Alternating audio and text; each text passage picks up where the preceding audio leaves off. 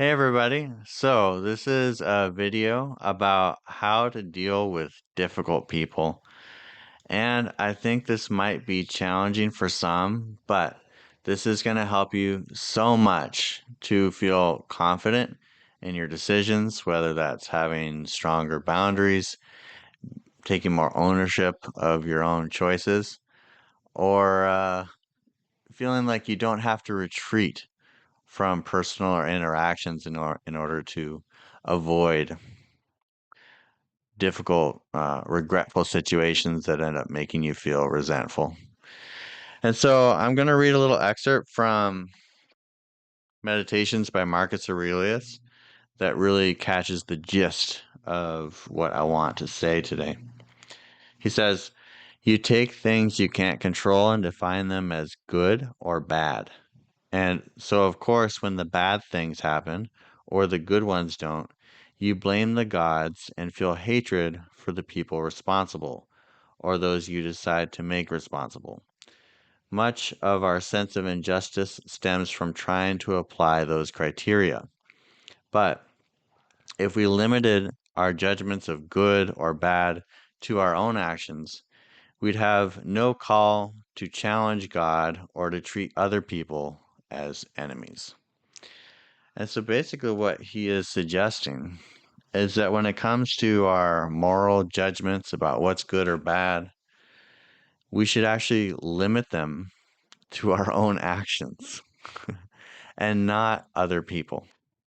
What a radical claim, huh? What does that mean? Does that mean we should just let anyone do anything and pretend that it's okay? We should just let people rob convenience stores and attack people and we don't say anything because we refuse to acknowledge anything as good or bad that's outside our control? No, it doesn't mean that. It doesn't mean that at all. This is perfectly compatible with having strong boundaries, and let me tell you how. Instead of understanding the actions of difficult people through the lens of morality, I want you to try to understand it through the lens of psychology. And let me give you an analogy of what that would means. What that would mean. I'm going to compare psychological terrain to physical terrain of the earth. Imagine you're going to war and you have uh, spies who go ahead to where they think you're going to meet with the enemy. And you ask them, "How does the terrain look?" And they say, "It looks really bad." And that's all they say. What have they actually told you about the terrain? They've given their assessment, but you don't know anything about it. It's a label. It's not a description. Similarly, when you're dealing with a difficult person and you ask someone, "Well, how is that person? What's it like? Interact with them." And they say, "Oh, they're really bad. They're really difficult." They haven't actually told you in what way. What do they do? What do they say? There's no description there, and so you're not actually able to prepare yourself or to accurately assess what you're dealing with.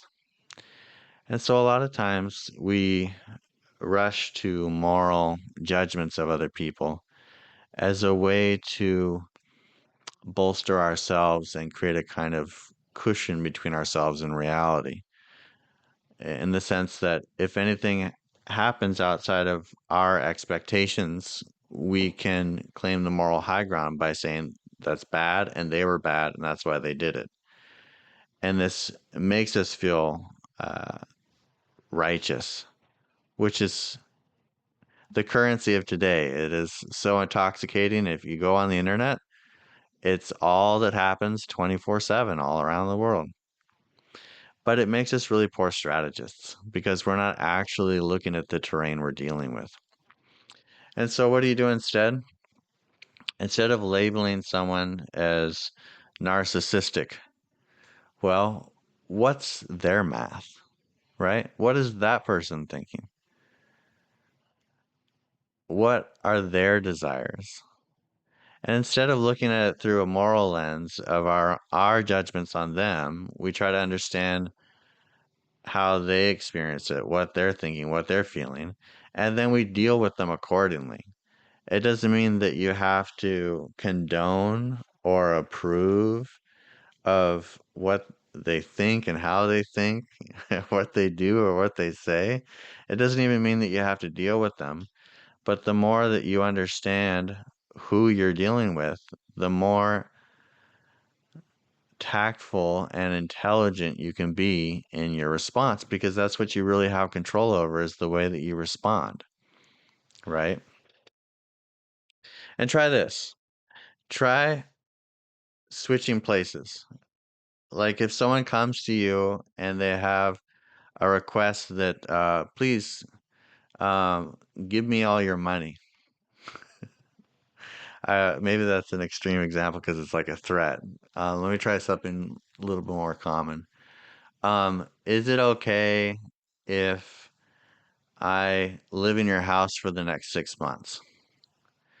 Imagine switching places and you're asking them that question. Do you feel like it would be unreasonable for that person to say no? If not, then it's not unreasonable for you. And then you can say no confidently. That's that confidence. But it doesn't come with a kind of bitterness that why would they ask me that? Because instead of thinking that they could have done anything and they knew better, but they did it anyway, and therefore they're blameworthy and bad, you think, oh, well, they're just thinking about where they're going to sleep tonight. They're not thinking about my home or routine or conveniences or needs or any of that stuff. They're not doing any of that math. It's my job to inform them or just give them the final answer based on my own calculations, you know? And so in this way, you can very intelligently deal with all sorts of people without becoming resentful and falling into blame and hatred and resentment. And you can also maintain your own integrity and you can be confident in saying no, having boundaries when you need to preserve your own well-being and the dignity of your own life. And so it's such a rich way to deal with people because you're going to get all sorts of you're going to learn so much about people that you wouldn't learn just by judging them from a distance. You're going to learn so much about human nature, you'll even learn about yourself. And if you're really a master at this, you can even just have a kind of lighthearted humor about the follies of human nature and how people can be. And this is really a high level of mastery in this regard, is rather than having a heavy heart and bitterness and repeatedly thinking about how other people have wronged you and how could they say this and how could they ask this, how could they do this, you're able to just see it from the inside out by empathizing with them. And then you don't take it too seriously and you can laugh without having to feel like you're superior or you're indebted or any of those things. It's just, oh, wow, okay, that's what's going on. Okay. Well, hey, not for me, I'm sorry, but wishing you all the best. And then you move on and you forget about it. And then you can use your mind for higher things, cultivating your relationship with God and learning and growing and doing creative work and important work and pushing forward in your life. And those are the things that really matter, and you need your mind for those things. So if you can confidently and lightheartedly and prudently deal with other people, it's going to free up so much time for you to focus on those things. So this was a really impromptu, informal talk. I might have rambled a little bit or made some mistakes, but if you have any feedback, corrections, or questions, please either send me a message or drop a comment below.